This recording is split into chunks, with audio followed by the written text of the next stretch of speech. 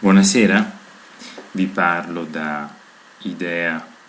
Radio Idea Sostenibile, radio di Idea Ingegneria, e io sono Alessandro Pattaro ed oggi è il 26 agosto, una giornata memorabile per me, non perché sia il mio onomastico, ma perché oggi sono avvenuti molti eventi che mi hanno coinvolto anche da un punto di vista emotivo. Oggi c'è da ricordare che il 26 agosto del 1946 a New York veniva pubblicata il romanzo La fattoria degli animali di George Orwell, e l'evento di oggi è stato ricordato da Wikiradio e vi invito ad andare ad ascoltare anche la puntata di oggi. Un libro molto bello, facile, semplice e accessibile, ed è un'allegoria che va anche oltre i riferimenti, parallelismi che ci sono con la cronaca dell'epoca,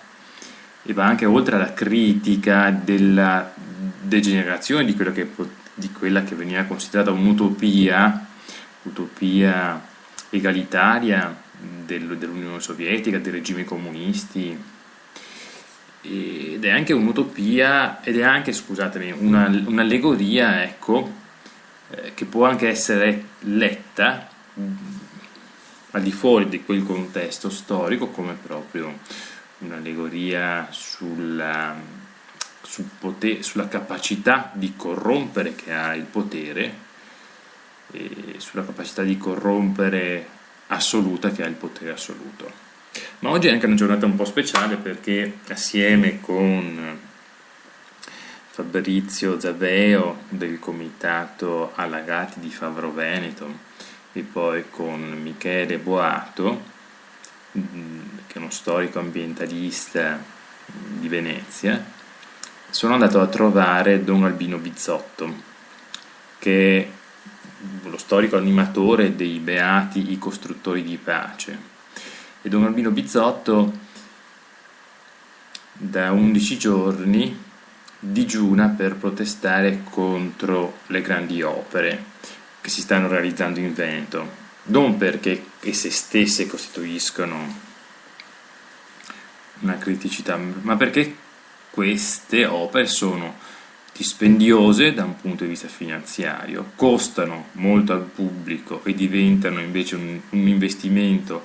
remunerativo per i privati, costituiscono esse stesse delle criticità ambientali, perché sono state studiate male, perché gli studi che dovrebbero valutare gli impatti sulle componenti ambientali sono deficitari, e quindi costituiscono un pregiudizio verso l'ambiente, verso il territorio, che può declinarsi come consumo di suolo, come perdita di biodiversità, come frammentazione della rete ecologica. Ma in generale sono delle opere che io considero anche antimoderne,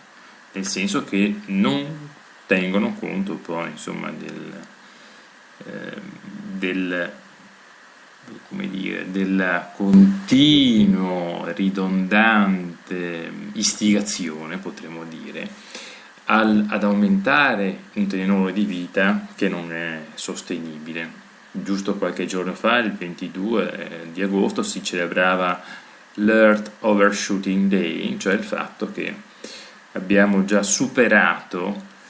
la data simbolica in cui l'impronta ecologica della nostra comunità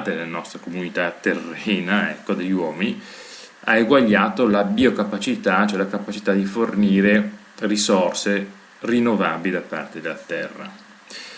Abbiamo manifestato a Don Albino Bizzotto la nostra solidarietà e ci siamo offerti di alternarci nella staffetta del digiuno